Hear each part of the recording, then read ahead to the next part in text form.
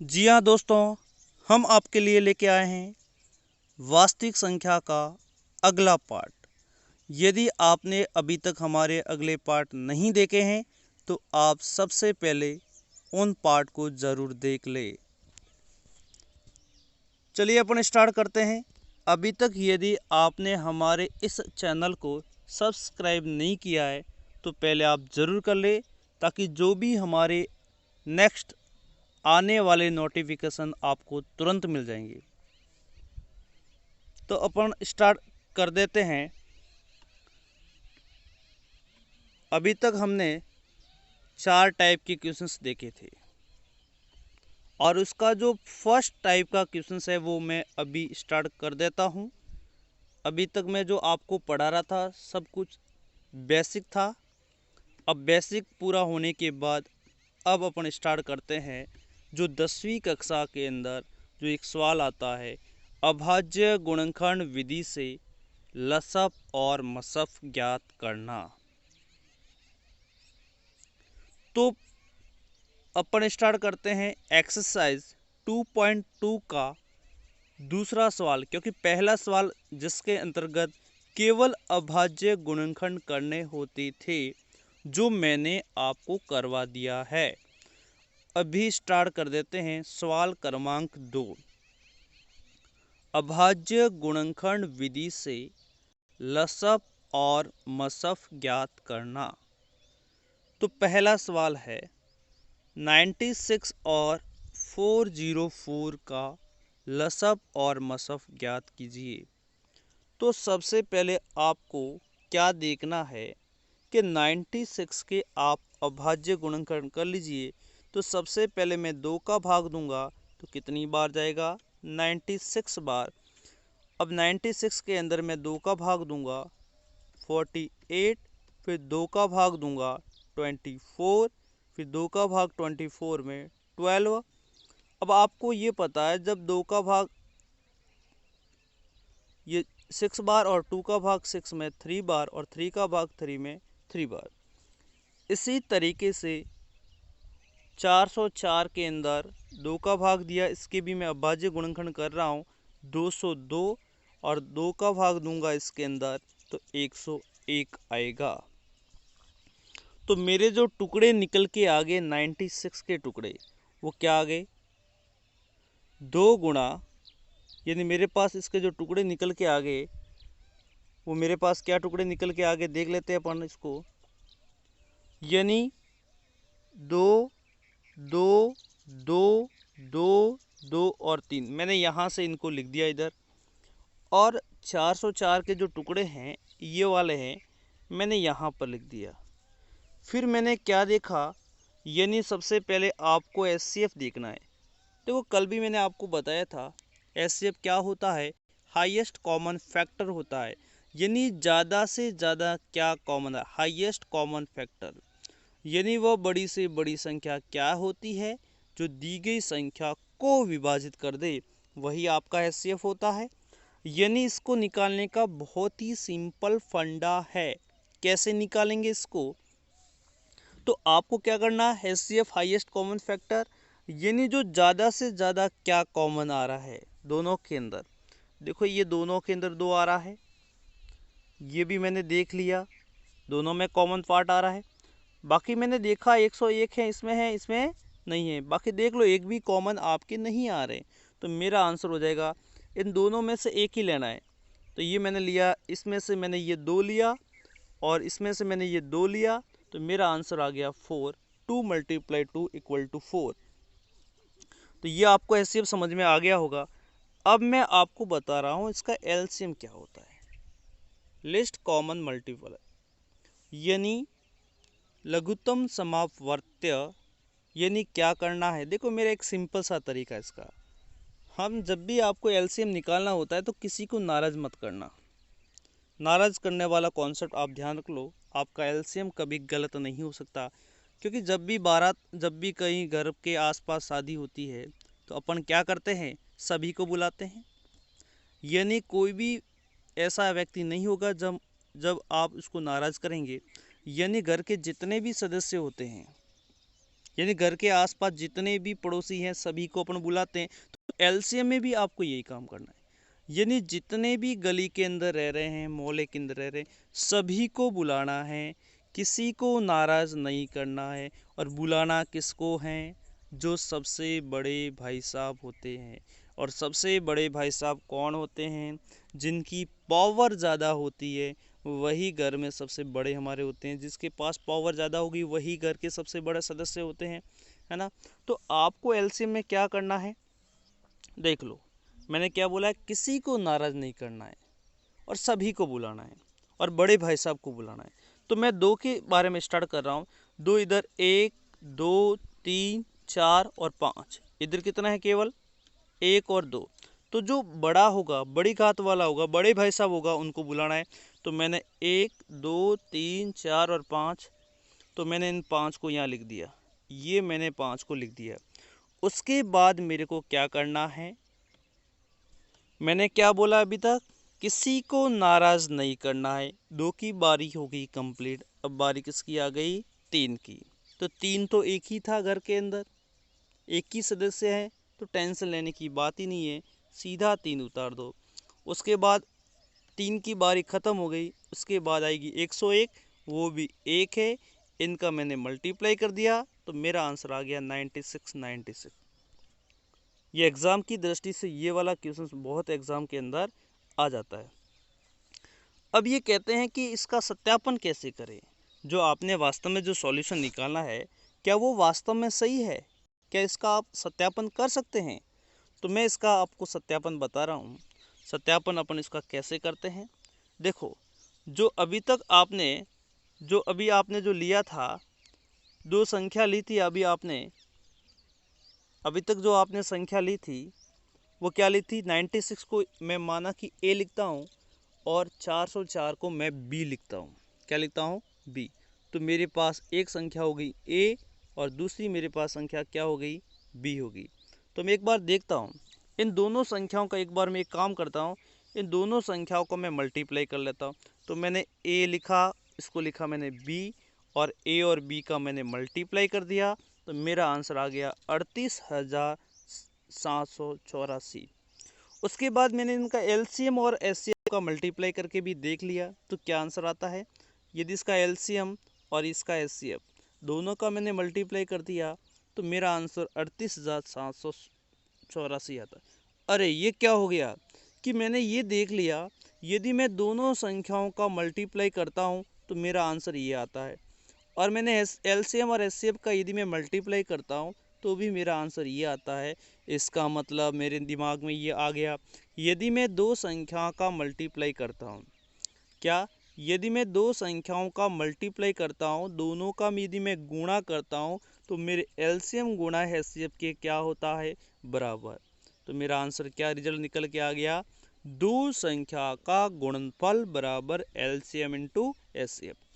अब ये जो क्वेश्चंस है, ये आपका जो रिजल्ट है वो रिजल्ट वेरी वेरी इंपॉर्टेंट है। आप इसके ऊपर स्टार जरूर लगा दो। ये जो रिजल्ट है, बड़े बड़े कंपटीशन हो, चाहे 10th क्लास हो, ये वेरी इंपॉर्टेंट है। यहाँ से हर बार सवाल लगभग 10th के अंदर भी 2 बार इसको, अभी जो माध्यमिक शिक्षा बोर्ड है उसने भी 2 बार इसको पुटअप किया है। लेकिन वो क्या करता है, पूछने का जो तरीका है वो अलग है। 1 2 मैं आपको बता देता हूँ किस टाइप से एग्जाम के अंदर ये सवाल पूछ रहा है।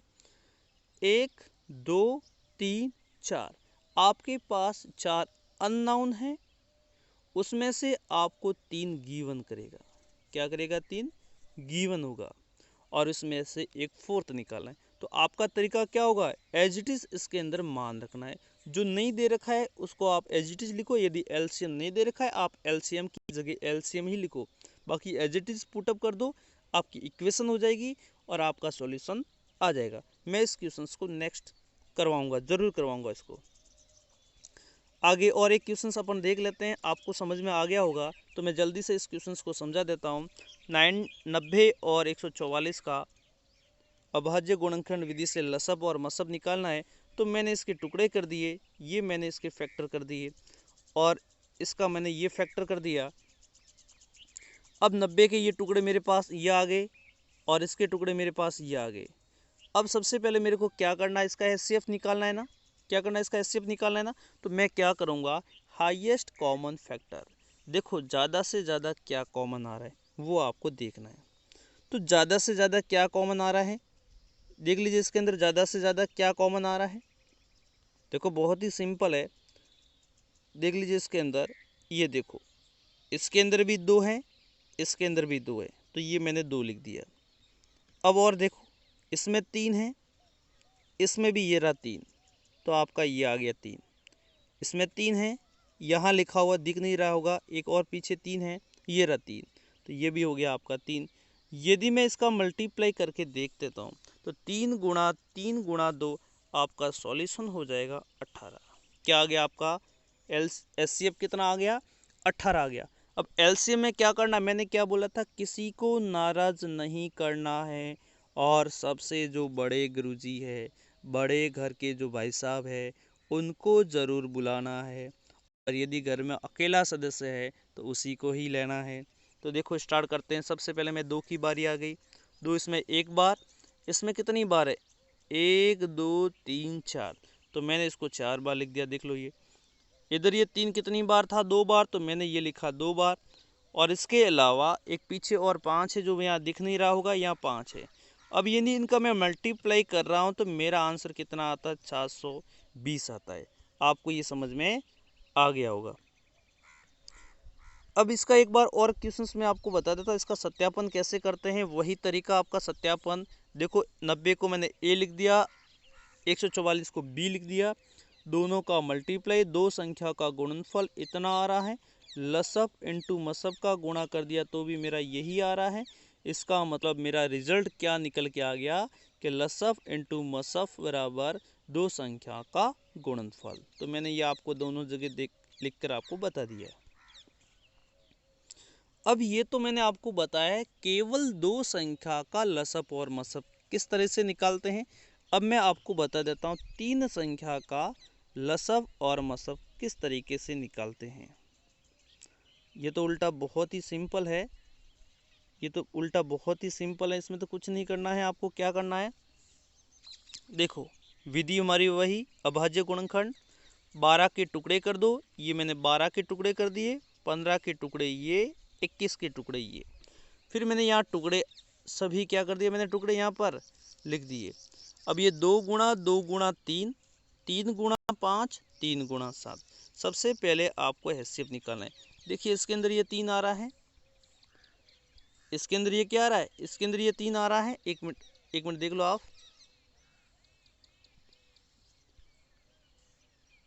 हाँ इसके अंदर भी ये 3 आ रहा है, इसके अंदर भी ये 3 आ रहा है, और इसके अंदर ये आपको नहीं दिख रहा होगा तो मैं यहाँ लिख देता हूँ। ये रहा, देखो यहाँ बता देता हूँ, ये 3 है, ये भी 3 है, ये भी 3 है। और भी देख लो कि ये आपका कॉमन आ रहा है कि नहीं आ रहा है, नहीं आ रहा है, आपका एचसीएफ यही होगा। एलसीएम आप कैसे निकाल, मैंने क्या बोला है, किसी को नाराज नहीं करना है।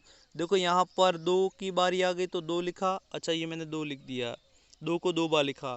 फिर 3 की बारी, देखो 3 इसमें भी एक बार, इसमें भी एक बार, इसमें भी एक बार, आपको एक बार लिख दो।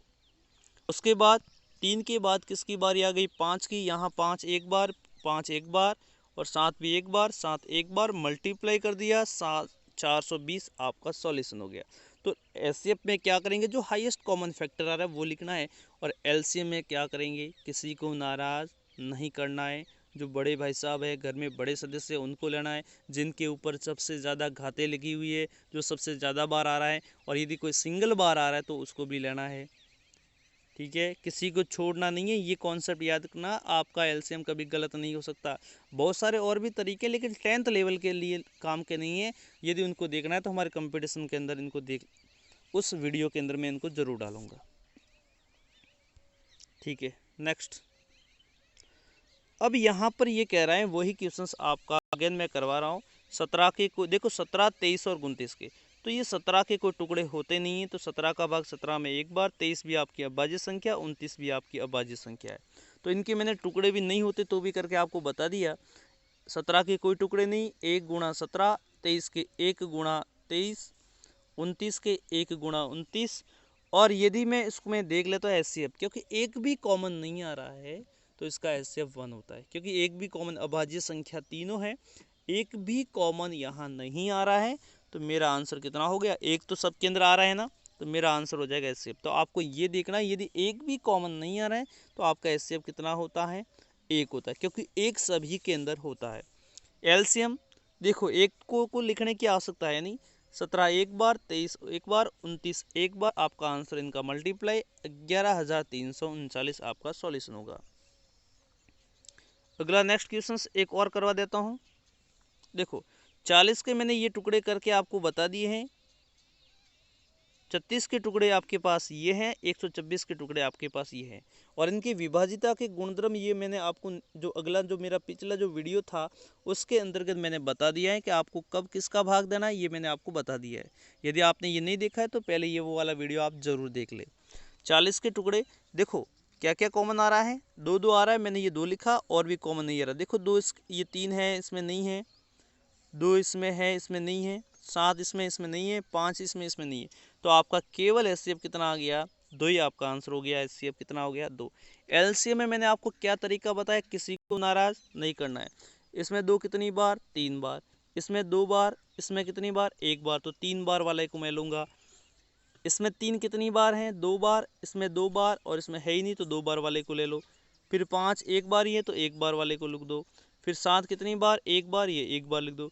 फिर यदि मैं इनका मल्टीप्लाई करता हूँ, जो भी आप यहाँ यहाँ लिखा हुआ मैंने आपके लिए लिखा है, यदि मैं इसका मल्टीप्लाई करता हूँ तो मेरा आंसर कितना आता है, 2520 मैंने यहाँ लिख दिया है। 2520 आपका क्या होगा, सॉल्यूशन होगा। तो ये आपको समझ में आ गया होगा।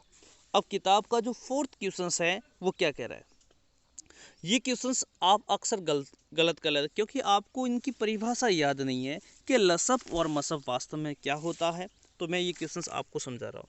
देखो क्वेश्चंस क्या कह रहा है, पहले इस क्वेश्चंस को ढंग से देख लेते हैं।